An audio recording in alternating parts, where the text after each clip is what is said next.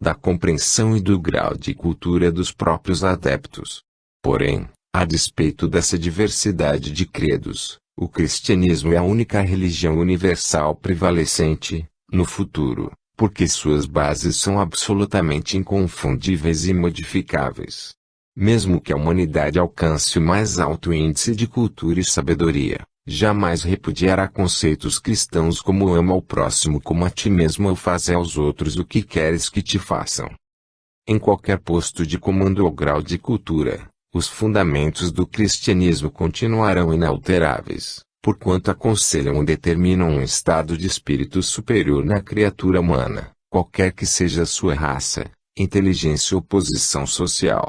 É uma doutrina em que se ajusta ao anjo, ao selvagem, ao senhor, ao escravo, ao rico, ao pobre, ao santo, ao criminoso, ao sábio e ao ignorante. Há muitos séculos, os precursores de Jesus têm ensinado máximas semelhantes. Porém, nenhum deles conseguiu consolidá-las em bases indestrutíveis no entendimento comum de todos os homens. Ama o próximo como a ti mesmo é sentença de fulgência moral eterna, pois o seu sentido fraterno envolve toda a humanidade. Jesus, portanto, fundou a religião definitiva ou a doutrina imutável da atualidade e do futuro, deu-nos o meio de relações espirituais entre a criatura e o seu Criador, a qualquer momento e em qualquer latitude geográfica. As contradições que ainda existem entre os religiosos que cultuam o cristianismo ou desmentem seus conceitos sublimes são frutos de interpretações pessoais e especulações religiosas, que se distanciam da fonte iniciática por força de convicção fanática ou presunção. Ninguém poderá fundar ou inventar outro credo mais sábio, justo e sádio do que o cristianismo, cujo alicerce, o Evangelho, é um código divino que, através de seus conceitos de alta moralidade, é um reflexo vivo das próprias leis do cosmo. O cristianismo baseado nas fórmulas do Evangelho, imutável no tempo e no espaço, dispensa que alguém lhe altere uma vírgula ou um tio na sua estrutura doutrinária. Jesus, seu fundador, deve ser considerado o mais elevado instrutor espiritual do orbe, acima de seus precursores, embora estes sejam dignos do tributo devocional, visto terem-lhe preparado o caminho messiânico. Embora o budismo seja um movimento ético-religioso de elevado alcance espiritual, falta-lhe aquela tonalidade da amplitude universal do cristianismo. Enquanto, para ser cristão dentro da ética pregada por Jesus, o homem de qualquer raça ou posição social pode aceitar e viver os seus princípios, o budismo está confinado a uma espécie de limitação geográfica, a um temperamento de raça e gosto. Enquanto o oriental pode ser tão cristão quanto o ocidental, o asiático será sempre um melhor budista do que o latino, o eslavo ou o germânico. Pergunta: mas diversos espiritualistas do Ocidente afirmam que Buda é ainda mais evoluído do que Jesus. Que nos dizeis da doutrina de Buda? Ramatiz: não há dúvida de que Buda é um instrutor de alta categoria espiritual, cujos ensinamentos extinguem as ilusões da mente e livram o homem do temor da morte. Ele também procurou confortar os desanimados, erguer os fracos e consolar os aflitos, pois sua mensagem tinha algo da boa nova pregada por Jesus. Jovem e príncipe, Buda não hesitou em renunciar aos fulgores e prazeres da corte de Kapilavastu, a fim de procurar a verdade redentora da vida humana. Ele advertiu que a glória do mundo é como uma flor esplêndida pela manhã e murcha à tarde. Sua alma entristeceu-se diante das desilusões e das dores da existência humana, em que nada é duradouro e tudo termina aparentemente sob a laje frio da tumba. Depois de usufruir dos prazeres e do conforto próprios de sua estirpe real, ao tomar contato com as realidades do mundo além dos muros dourados da sua corte, ele viu em torno de si o nascimento e a morte, o fausto e a decadência, a vida e a dissolução da matéria. Em todas as atividades do mundo, Buda verificou o desejo e a decepção, o medo da dor e o medo da morte, a paixão e a frustração, o poder efêmeros, a juventude fugaz, a velhice acumulada de sonhos desfeitos ou remorsos crepitantes. As glórias do mundo encerravam-se no subsolo da sepultura terrena. Espírito sádio e de alta estirpe sideral, não se consumiu no pessimismo e na descrença, nem se abateu diante do enigma triste da vida humana. Sua alma mereceu os louvores do Senhor, porque pesquisou, descobriu e ensinou que, embora as coisas mudem sem cessar, há sempre uma verdade oculta e imutável, que dá realidade a essas mesmas coisas. Assim, a verdade estaria em tudo, na pedra, na planta e no animal, embora inconscientes. Porém, quanto ao homem, este já sente, já sabe da verdade, porque ele tem consciência de ser, de existir e de pensar. A razão dá-lhe um sentido nítido da vida, tem a consciência do eu, porém ainda engendra o egoísmo, a injustiça e a iniquidade até descobrir que, acima do eu inferior, forjado no mundo transitório das formas, existe o eu superior, espiritual e eterno, portanto a verdade. E que, enquanto tudo é miséria no mundo de Sansara, a verdade proporciona paz de espírito depois que ele vence o erro e mata o desejo, alcançado o Nirvana. Pergunta: quais as razões que sobrepõem Jesus aos seus precursores? Ramatiz: embora considerando-se a magnitude filosófica de Buda e a sua passagem messiânica pela Terra, Jesus viveu toda a sua existência subordinada ao supremo ideal de servir a humanidade sofredora, afora alguns momentos prazenteiros, que teve em sua infância, passou pela Terra em constante angústia e piedosa aflição por todo o sofrimento alheio. Enquanto os seus precursores ainda manifestavam desejos e se envolviam no Maya, ou na ilusão de alguns prazeres da vida humana, Jesus foi absolutamente imune a qualquer apelo ou tentação da matéria. Eles só se devotaram ao messianismo da redenção e do esclarecimento do homem terreno, depois de experimentarem as seduções da vida carnal.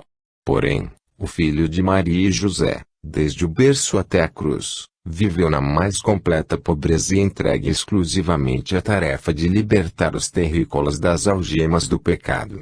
Buda e outros iluminados instrutores espirituais do Oriente saíram em busca da verdade, depois de algumas desilusões da vida, uma solução pessoal.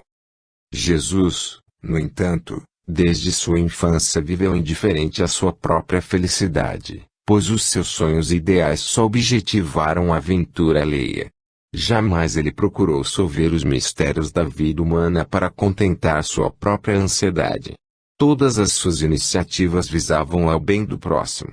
Não era um filósofo aconselhando diretrizes extemporâneas, nem legislador enfileirando leis e punições para a atarantada humanidade, mas sim o companheiro, amigo fiel e generoso, que vivia minuto a minuto aquilo que ensinava e oferecia a própria vida em favor dos humildes e desgraçados.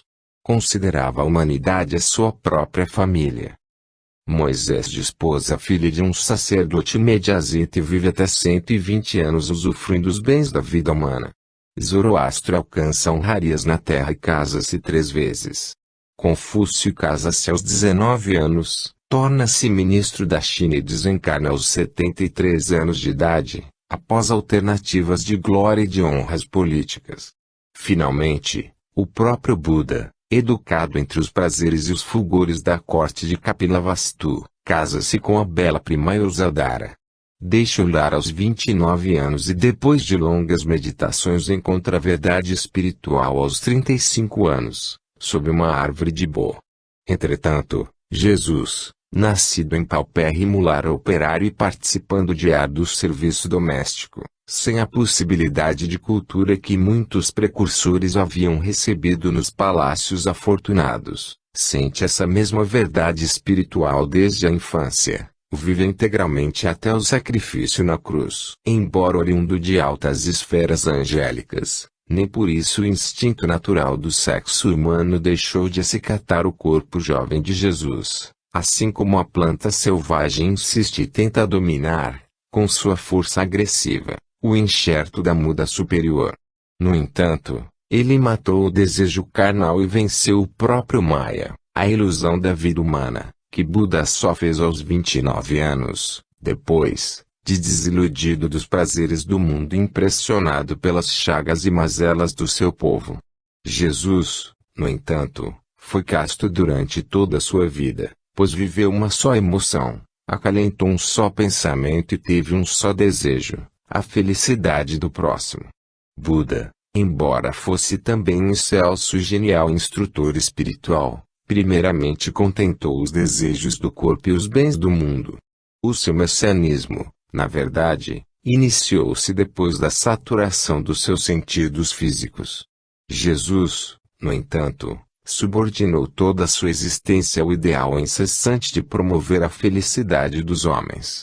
Sem dúvida, não houve desdouro para Buda, pelo fato de ter casado e procriado e só sentir-se desperto pelo fogo sagrado da vida espiritual depois do que conheceu as dores e as ilusões da vida humana.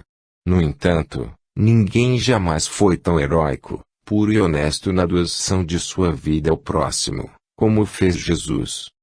Os iluminados que antecederam Jesus quase sempre foram de aspectos vigorosos e tipos bem nutridos, que pregaram a sabedoria com certo otimismo espiritual, sem muitas hostilizações do meio e dos homens, ao passo que o mestre Galileu atravessou sua época qual junco batido pelos ventos gélidos das ingratidões humanas. Ele era um perfil delicado, tipo de anjo semifebril e angustiado no exílio terreno, a refletir em seu olhar as dores do mundo, a ignorância, a hipocrisia e a maldade dos homens.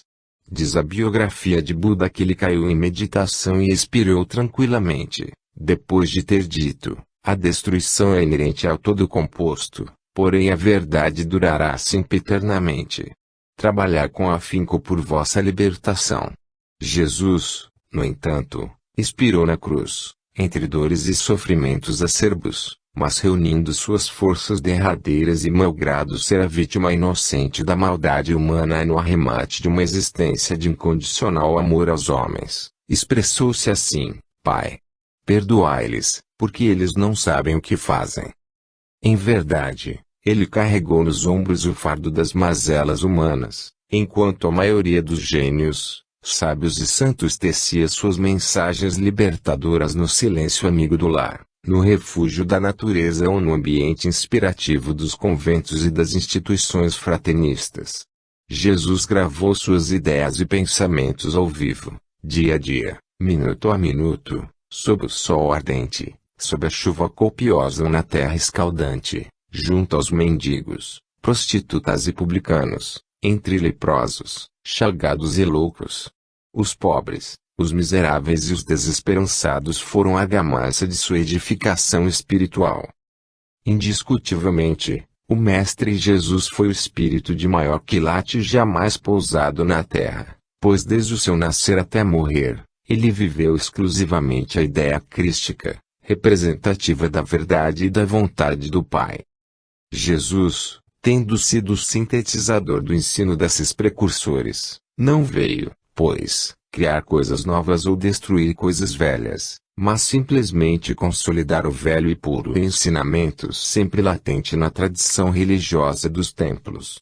No próprio Sermão da Montanha ele o confirma, lembrando que não viera destruir os profetas, mas confirmar o que eles haviam dito.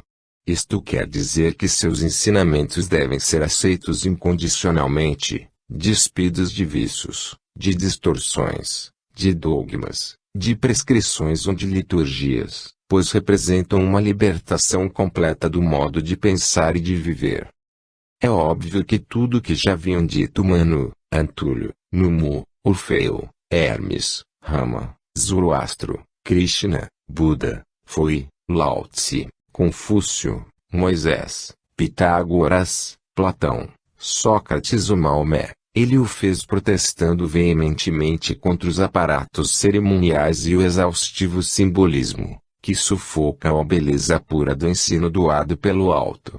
Seu olhar espraiou-se pelo mundo e mergulhou no passado, verificando, com tristeza, que a sementeira generosa do ensinamento divino era sempre asfixiada pelos homens com o luxo nababesco dos santuários faustosos e dos sacerdotes que viviam da idolatria de todos os tempos.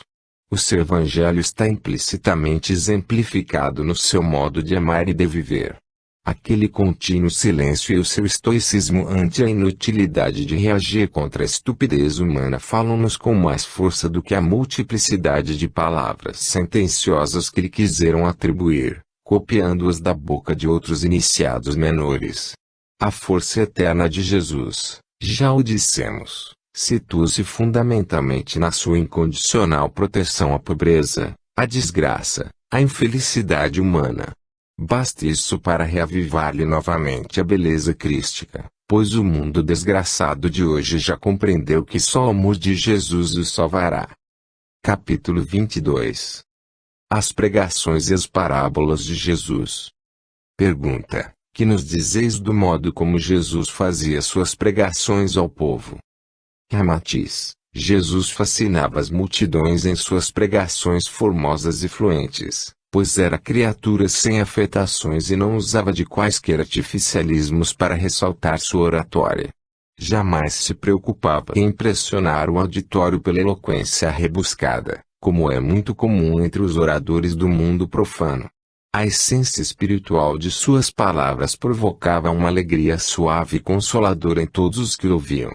Não prelecionava em altos brados, nem dramatizava acontecimentos. Jamais sacrificava o conteúdo singelo das suas lições para ressaltar-se na figura de um admirável orador. Exato, sem as minúcias que exaurem os ouvintes, num punhado de vocábulos familiares expunha o esquema de uma virtude ou a revelação de um estado de espírito angélico. E Jesus falava com naturalidade, sem a proverbial altiloquência que lhe emprestaram os evangelistas, como se estivesse no seio aconselhador de um lar amigo.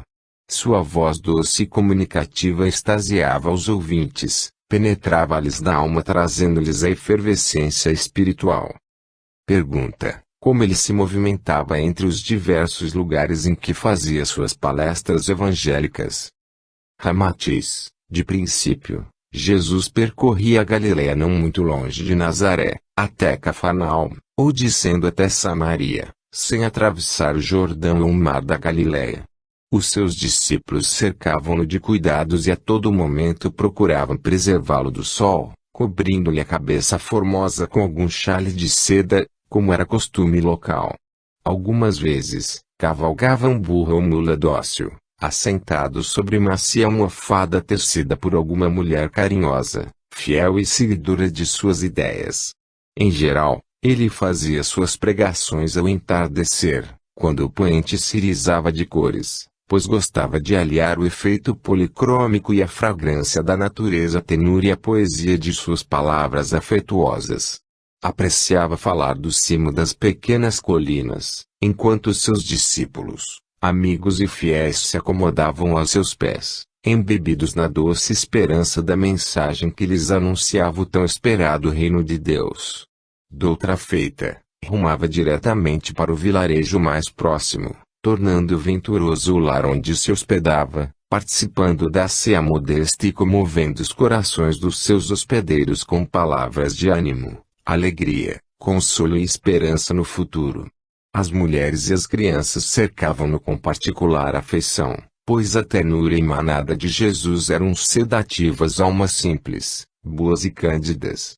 Afagava as crianças sem afetação e com o mais profundo sentimento de amor, despreocupado de causar efeitos favoráveis na mente de seus hospedeiros.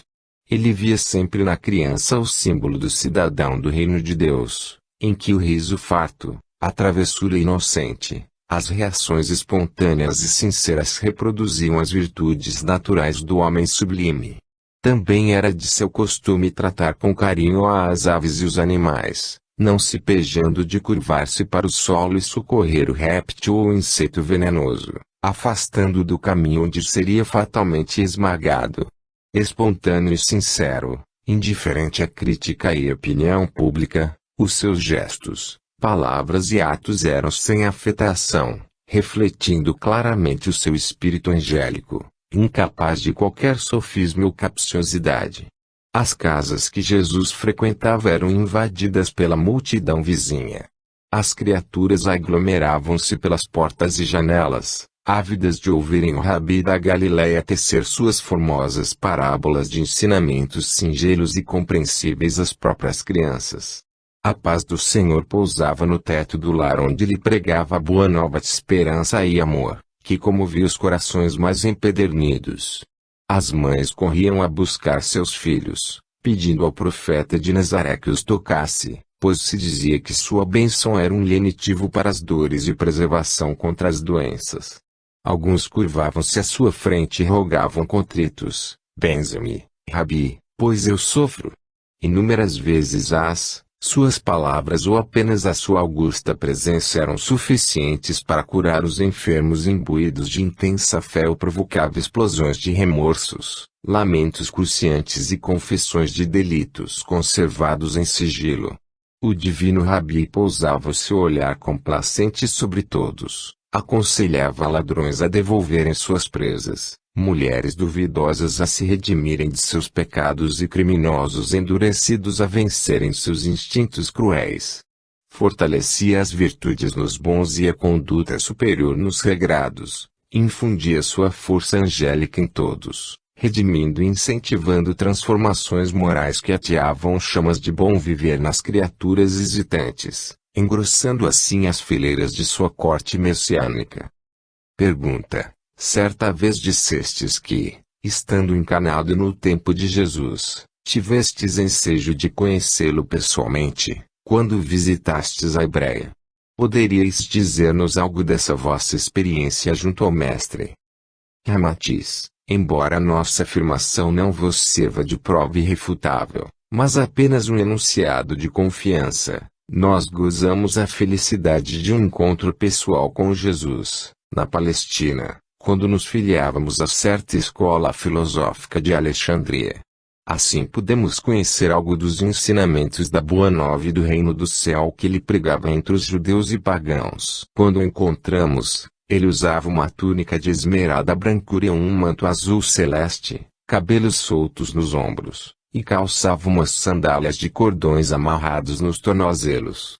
Vimos-lo subir a encosta do morro, seguido pelos seus diletos discípulos e caminhando com infinito cuidado, a fim de não pisar sobre as pétalas aveludadas das anêmonas dos prados, que floresciam prodigamente, atapetando o solo com suas flores brancas, lilazes e tajadas de um roxo brilhante. Sob um bosque de ciprestes havia uma pedra avantajada e cômoda, emergindo entre os tufos de capim verde florinhas silvestres, que estremeciam sob o afago da brisa suave. Voltando-se para a multidão que se formava a seus pés, encosta abaixo, Jesus primeiramente espraiou seu olhar sereno sobre a paisagem. Sua alma parecia deleitar-se com os vinhedos, os ciprestes, os limoeiros, as oliveiras e a brancura dos campos de trigo agitando a sua cabeleira de espigas sobre o verde e repousante do Vale do Jordão. Tudo estava engalanado na força da estação primaveril, o campo cobria-se de flores e até dos troncos apodrecidos surgiam florinhas encanadas, roxas, azulíneas e amarelas. A paisagem era empolgante de beleza, de cores e de luzes, pois seria difícil encontrar cenário tão fascinante quanto o da Galileia na sua explosão de flores e perfumes inebriantes no ambiente campestre. Acomodando-se sobre a rocha tapetada de musgos, Jesus espraiou seu olhar sereno sobre a multidão, que ardia de ansiedade por ouvi-lo, enquanto João lhe estendia o xale de rezar, peça tradicional entre os galileus, com o qual ele cobriu sua cabeça.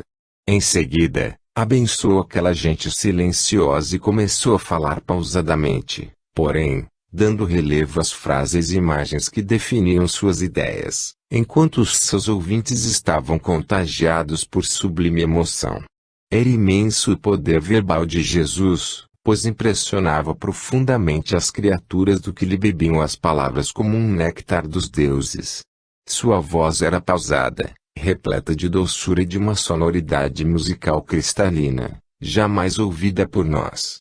As palavras vibravam no ar como lentejoulas vivas espargindo sons maviosos e tecendo um manto de harmonia a envolver sob o céu dadivoso a turba hipnotizada pelo Verbo Salvador. Espírito equilibrado de visão exata, Suas palavras ajustavam-se hermeticamente ao pensamento enunciado e conseguiam despertar emoções, cujo eco ficava vibrando para sempre na alma dos seus ouvintes. As mãos do meigo Rabi eram de molde irrepreensível. Em suas pregações e gestos, elas pareciam mansas pombas configurando-lhe no espaço os contornos do pensamento e avivando as suas palavras amorosas.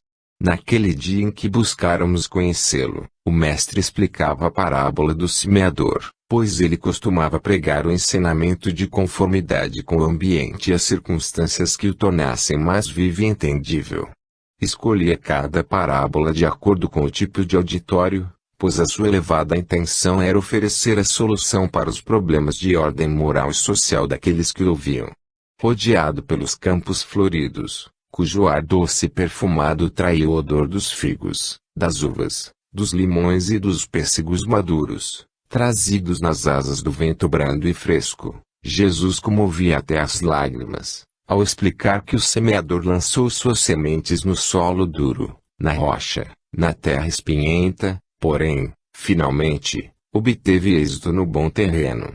O lugar escolhido para essa prédica era de magnífica inspiração, pois além da florescência dos narcisos do campo, do fogaréu de papoulas vermelhas e das anemonas safirinas, lilazes e ametistas, que coloriam toda a planície de Genizaré, sem deixar um só desvão do solo descoberto, o quadro formoso completava-se pelo dorso esmeraldino levemente crispado do mar da Galileia, a despedir faíscas à luz do sol, que formava a dourada cortina translúcida à altura da crista nevada dos montes mais altos.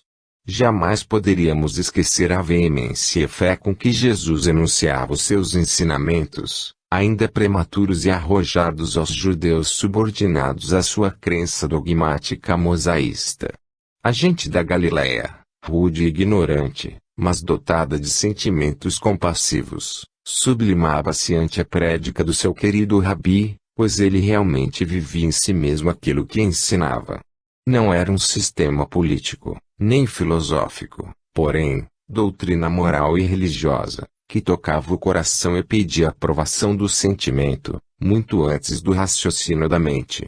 Quando retornamos para Alexandria e consultamos os nossos maiorais a respeito das atividades do Rabi Jesus, que tanto nos havia impressionado, todos eles foram unânimes em confirmar que, malgrado a sua aparente insignificância na época, na realidade ele era o maior revolucionário espiritual descido à Terra, a fim de sintetizar os ensinamentos dos seus precursores e redimir a humanidade. Pergunta: por que Jesus preferia explicar sua doutrina através de parábolas?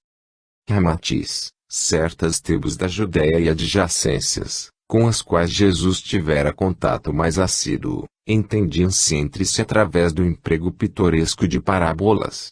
O mestre, inteligente e intuitivo, percebeu que essa expressão verbal era o mais perfeito veículo para ensinar sua doutrina aos homens de sua época e também sintetizá-la de modo a servir para a humanidade futura. A parábola é o meio apropriado para os fins de comparação e Jesus passou a empregá-la para despertar a mente das criaturas mais simples e sem cultura disciplinada.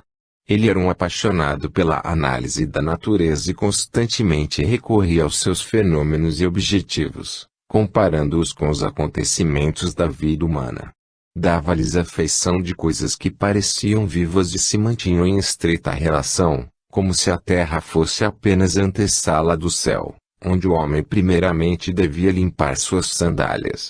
Os seus princípios mais altos, ele os pôde formular através dessa correlação constante das parábolas e das coisas animadas e inanimadas, às quais acrescentava o seu sublime toque de poesia espiritual.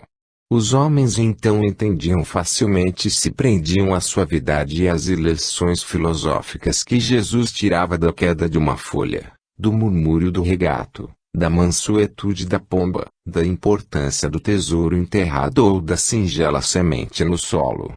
Sentiam-lhe o pensamento muito antes dele chegar à conclusão moral ou filosófica do que dizia. Embeveciam-se ante a beleza e a força das imagens que sabia compor em simbiose com o encanto da natureza.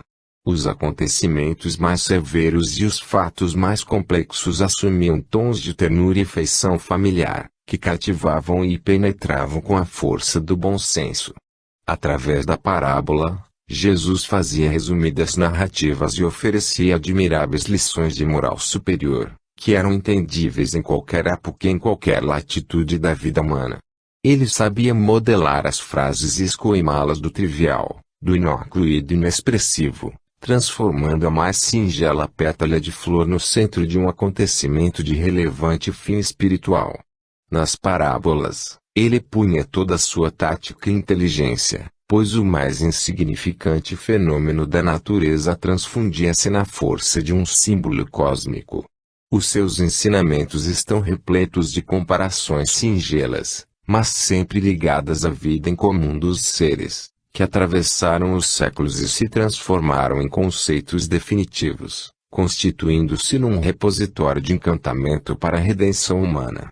Os provérbios, os aforismos e os adágios de senso comum de certos povos e tribos, sob o quimismo espiritual de Jesus valiam por ensinamentos eternos, eram frases que ondulavam sob a brisa cariciosa do seu amor e penetravam fundo na alma dos homens. Simples conceitos e máximas aldeãs iluminaram-se à guisa de princípios filosóficos inalteráveis. O modo peculiar de uma gente entender-se entre si desdobrou-se num processo de análise e revelação em favor do entendimento da vida eterna. Só mesmo a força criadora de um anjo e o sentimento excelso de um santo, conjugados à sabedoria cósmica de um sábio, seriam capazes de modelar preceitos eternos sob a argila das palavras mais insignificantes. Aqui, a diminuta semente de mostarda serve para explicar a fé que move montanhas e cria os mundos. Ali, a parábola do talento enterrado adverte quanto à responsabilidade do homem no mecanismo da vida e da morte. Acolá, o joio e o trigo simbolizam a seleção e divisão profética dos bons e dos pecadores no seio da humanidade. Enfim, as parábolas foram um maravilhoso recurso de que Jesus se serviu para ajustar o seu pensamento avançado e transmiti-lo de modo entendível aos conterrâneos. Elas oferecem um tom de respeitabilidade e o seu conteúdo é sempre de nobre significado moral, no sentido de despertar a reflexão sobre a verdade, que deve ser o fundamento da vida eterna do Espírito. Pergunta: Jesus sempre recebeu o apoio e adesão dos seus conterrâneos da Galileia, quando iniciou suas prédicas evangélicas? Matiz: mudam-se as épocas, mas os homens se repetem, porque a Terra ainda é uma escola de educação primária, cuja turma aprovada no aprendizado do ABC é imediatamente substituída por outro contingente de almas analfabetas e, portanto, nas mesmas condições espirituais dos aprovados anteriormente. Aliás, o próprio Jesus queixou-se de que ele viera para os seus e eles não o conheceram, justificando perfeitamente o aforismo santo de casa não faz milagres, coisa que tornaria a acontecer hoje, caso ele retornasse à terra para cumprir tarefas semelhantes. Iniciando a sua jornada messiânica, o Mestre Jesus foi alvo de entusiasmos e de zombarias, de respeito e sarcasmo, de elogios e censuras, de admiração e hostilidade. Os gozadores, os egoístas, os hipócritas de todos os tempos também estiveram presentes na sua tarefa de libertação espiritual do homem, e sem dúvida ainda hoje estariam novamente na sua segunda vinda. Os mais irreverentes da época consideravam Jesus um indivíduo hábil, esperto e talentoso, que seduzia as mulheres jovens enquanto usufruía a fortuna das viúvas ricas. Os risos de mofa, os ditos ferinos, o sarcasmo e a censura circulavam em torno dele, desafiando-lhe a tolerância e a resignação. Entre os seus próprios seguidores havia os pusilânimes, traidores e aproveitadores, como só acontece nos movimentos políticos e nas revoluções sociais. Para a maioria dos maledicentes, Jesus não passava de profeta dos vagabundos, pois a perfídia, como a peçonha da serpente, que se renova a cada mordedura, também lograva infiltrar-se entre os seus discípulos e simpatizantes. Os mais débeis afastavam-se temerosos ante a primeira ameaça do Sinédrio e os interesseiros desistiam ante o insucesso financeiro do movimento cristão. Certas vezes, ao surgir na curva do caminho principal que se estreitava depois na rua pedregosa principal de Nazaré, voltando de suas pregações junto ao Jordão, Tiberíades ou adjacências e cercado pelos pescadores, homens do povo, viúvas, mulheres de todos os tipos e condições sociais, então os velhos rabis tomados de cólera sagrada, recebiam Jesus com apodos e vitupérios. Batiam-lhe as portas da sinagoga à sua passagem, num protesto vivo contra as suas ideias e a ousadia de contrariar os preceitos de Moisés, em troca de aforismos e ensinamentos subversivos à religião do povo. Eram velhos sacerdotes ainda submetidos às regras dos manuscritos ortodoxos e não se reconciliavam com a pregação livre e talentosa de Jesus. Os seus protestos senis combatiam a ideia imortal que vicejava a luz do dia sob a palavra mágica do jovem pregador de Nazaré.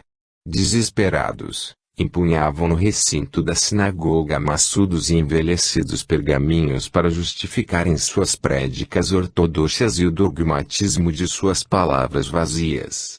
Os fiéis entravam e saíam do santuário local tão ignorantes como viviam todos os dias, à semelhança do que ainda hoje ocorre com os crentes modernos, que fazem dos templos religiosos exposições de modas ou apenas demonstração de fé para efeito de conceito público. O Rabi Jesus era portador de ideias revolucionárias, explicando a existência de um Deus incompatível com a obstinação, o fanatismo e as especulações religiosas dos judeus. Isso era a subversão de todos os costumes religiosos e tradicionais do passado até a abdicação da virilidade judaica, pois ele chegava a aconselhar a não violência contra os romanos. Assim, alguns dos seus parentes, vizinhos e amigos, aliando-se aos que possuíam interesses no prolongamento de uma situação de utilitarismo pessoal e acobertada pela falsa religiosidade, também não viam com bons olhos Jesus em suas pregações tão liberais, desprendidas dos preconceitos milenários. Ele contrariava a própria tradição do aconchego íntimo do santuário, uma vez que pregava abertamente em público, junto aos montes, aos lagos, enfraquecendo o poder religioso e a força sacerdotal centralizados nos dogmas religiosos. A natureza era sua única igreja, pois ele tanto pregava ao povo do cimo de uma colina, sob a fronde de uma árvore, à margem dos rios e dos lagos, como da popa de um barco de pesca. Os seus sermões eram claros, simples e sem mistérios, o que também não agradava aos sacerdotes que se sacudiam nos púlpitos agitando a atmosfera das sinagogas com os berros de uma eloquência deliberada sobre o público. Era um contrassenso que um jovem sem aparatos sagrados nos templos e sem os estágios disciplinadores do entendimento mosaísta, em vez de se contentar com a modesta função de rabi itinerante, expondo soluções miúdas entre o povo, se pusesse a minar as bases da Torá substituindo temas, preceitos e regras ditados pelo grande legislador que fora Moisés. O seu papel de rabi seria apenas o de explicar com mais clareza, ou mesmo sob um toque de sua opinião pessoal, os conceitos da religião dominante, mas sem deformá-los ou desmenti-los. Ademais, Jesus enfraquecia o mistério da religião que alguns homens, astutos como as raposas, evitavam explicá-lo ao povo ignorante e tolo.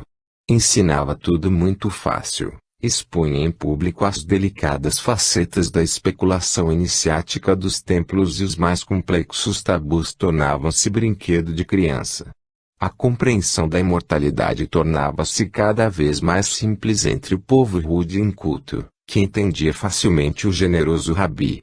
Ele evitava as argumentações teológicas, as exortações áridas e quilométricas, nem apelava para os quadros estentóricos com o fito de valorizar a sua oração.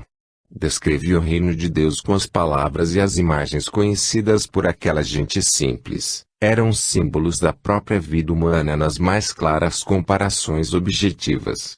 Aqui, aludia ao grão de mostarda, à espiga dourada, ao trigo e ao joio, ali, aos talentos enterrados, ao fermento que leveda a massa, a pérola de grande valor, a rede e a pesca, a colar. Suas lições, seus apólogos e aforismos giravam em torno do filho pródigo, das bodas do filho do rei, do bom samaritano, do rico e de Lázaro, do juiz iníquo, dos servos inúteis ou dos trabalhadores da vinha. Tudo muito claro, incisivo e comovente, fácil de ser divulgado pelos mais hábeis e letrados e compreendido pelos mais obtusos. Mas, repetimos, nem todos aceitavam Jesus, malgrado sua gentileza, ternura e sublimidade, pois naquela época os interesses humanos, tanto quanto hoje ainda acontece, dividiam as criaturas de conformidade com os seus objetivos egoístas ou paixões. O reino que o mestre pregava pedia, de início, a abdicação do interesse egoísta e do utilitarismo do mundo, insistia na humildade, na cessão de bens em favor dos mais necessitados, coisa que não podia ser bem aceita pelos ávidos, cúpidos e especuladores, inimigos milenários de quaisquer reformas sociais. Nem mesmo todos os galileus submetiam-se aos ensinos de Jesus, pois não querendo prejudicar os seus interesses, não se integravam no conteúdo evangélico do que ouviam. Pergunta: supomos que, se Jesus exercesse qualquer função prosaica no mundo, ele não poderia dedicar-se tão eficientemente à sua doutrina e às peregrinações. Não é verdade? Ramatiz: o povo judeu considerava os seus rabis como uma instituição tradicional e mesmo necessária para a solução dos milhares de problemas e dúvidas que surgiam a cada passo entre os discutidores e aprendizes. Eles atendiam às ansiedades espirituais, em público, semeando conceitos benfeitores, justificando compromissos, regras e submissões religiosas. Por isso, eram benquistos como os preceitos vivos da religião mosaica e não pesavam na economia do povo judeu, que os ajudava e fazia questão de mantê-los em atividade.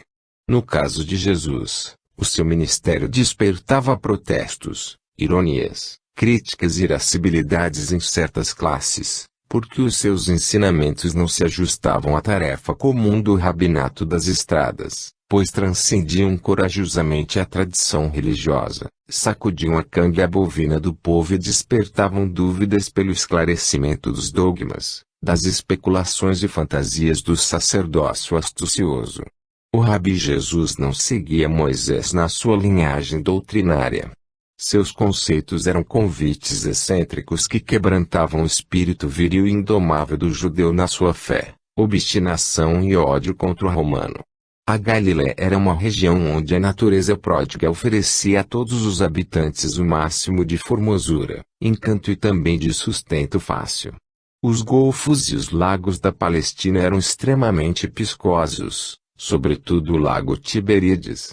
O povo vivia principalmente de pesca, e do peixe faziam toda sorte de pratos alimentícios, além de guardarem fartura de farinha e conservas para o inverno, que não era tão rigoroso. Havia frutos em abundância e com facilidade se desenvolvia a apicultura, além da indústria do mel de figo. Pêssegos, cerejas, laranjas, peras e o figo eram coisas comuns nos lares hebraicos. O pão de centeio, de trigo ou de mel nutria as despensas dos mais pobres e o mulherio perseverante e laborioso produzia com facilidade outros meios de alimentação pródiga e nutritiva. Não se verificava essa exigência angustiosa das famílias pobres das cidades modernas, em que a moeda, ganha com imensa dificuldade, mal consegue suprir uma refeição diária. Entre os galileus, a hospitalidade recíproca era um dever proverbial e sagrado. Havia um constante fluxo de visitação entre o povo e quando, porventura, alguém sentia-se em dificuldade recorria aos mais bem providos, que passavam a sustentá-lo até melhores dias e sem quaisquer exigências onerosas. Assim, o beneficiado ficava na obrigação de atender, no futuro, outro semelhante necessitado, compensando os favores recebidos. Os presentes, as trocas e os empréstimos eram acontecimentos comuns, pois naquela gente o sentimento fraterno e a preocupação de servir o próximo estavam no índole quase geral.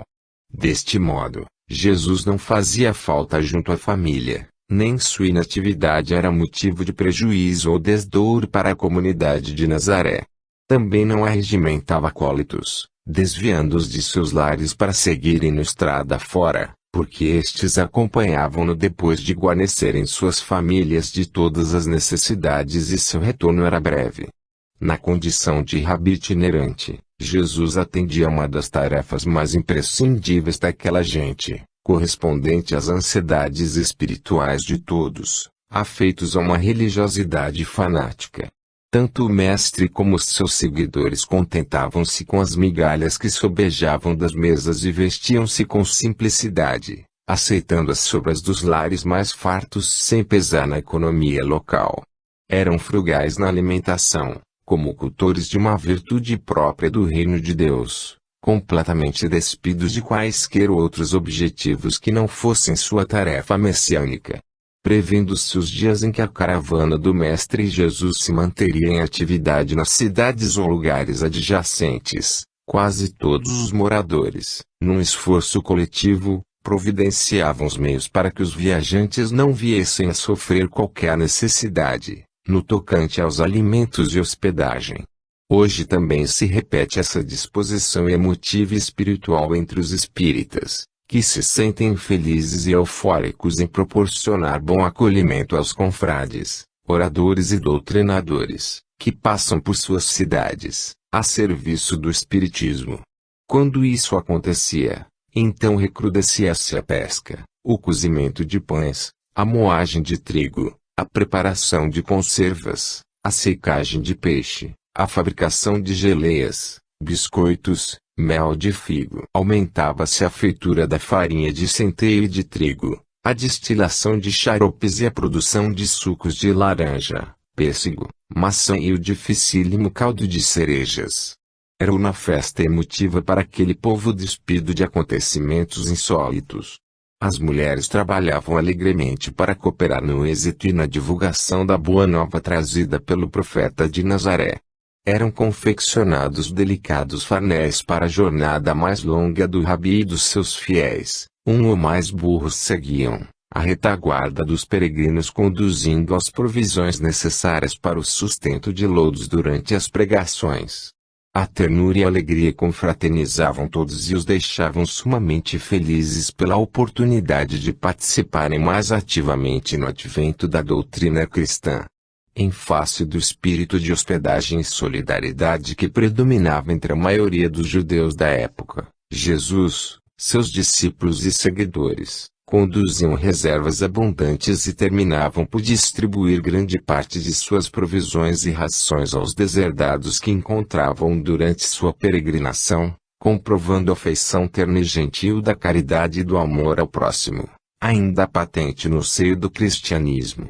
Os leprosos, atirados aos grotões e esfurnas que marginavam as estradas, eram constantemente visitados pelos pregadores da nova crença, recebendo deles não somente alimentos e vestes necessários para o corpo físico, como ainda a palavra amiga e confortadora do amoroso rabi.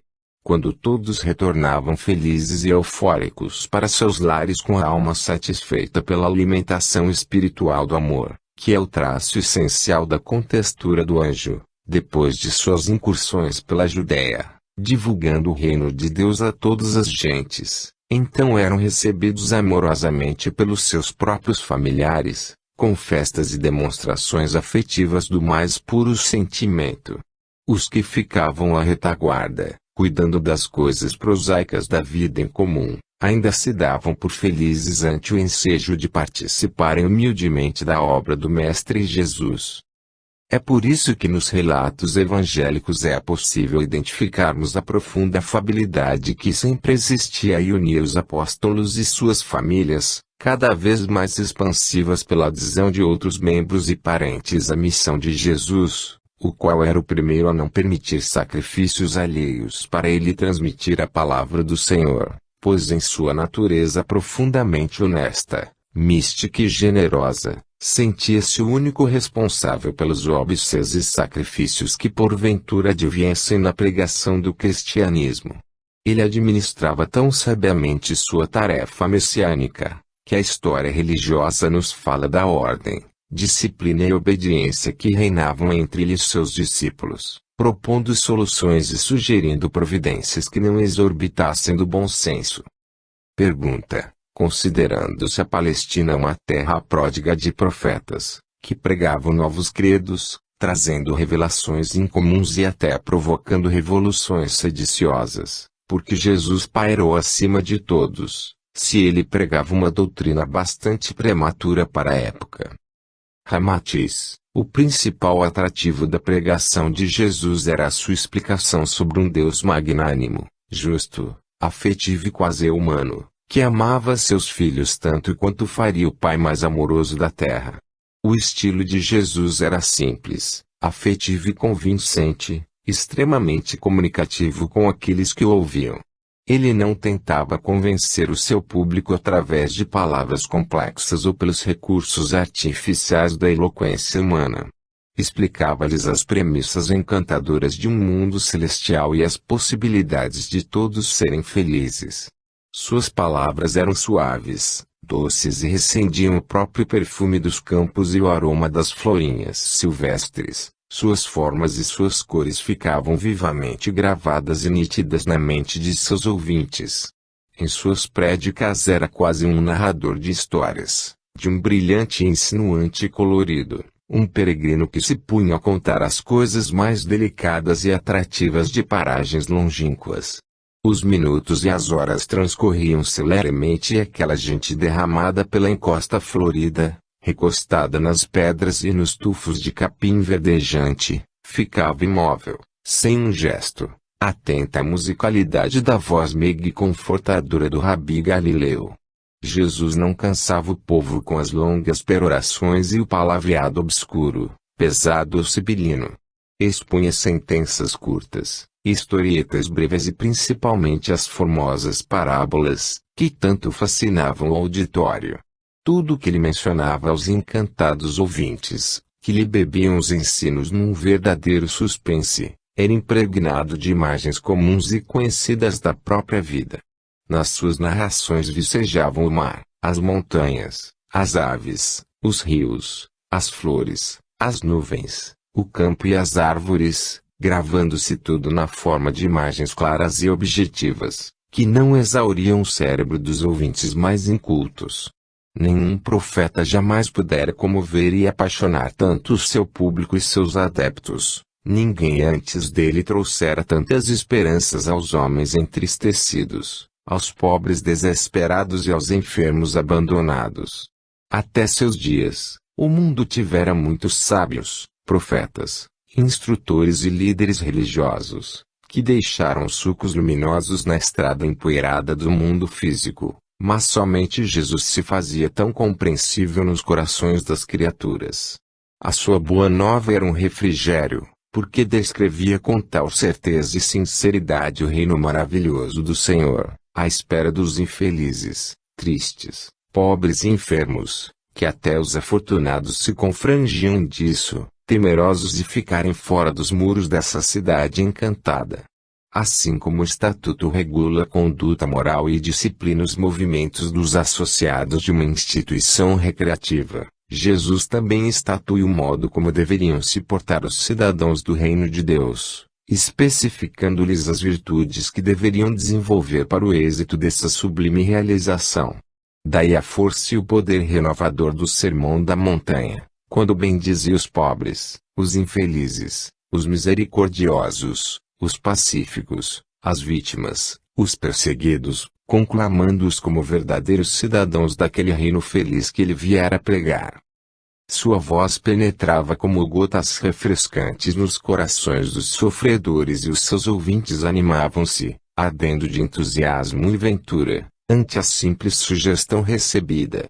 Era uma graça, uma dádiva prometida por aquele profeta que não mentia, não enganava e fizera voto de renúncia a todas as coisas valiosas e atrativas do mundo terreno, porque, dizia ele, o Pai já lhe dera tudo o que desejaria possuir.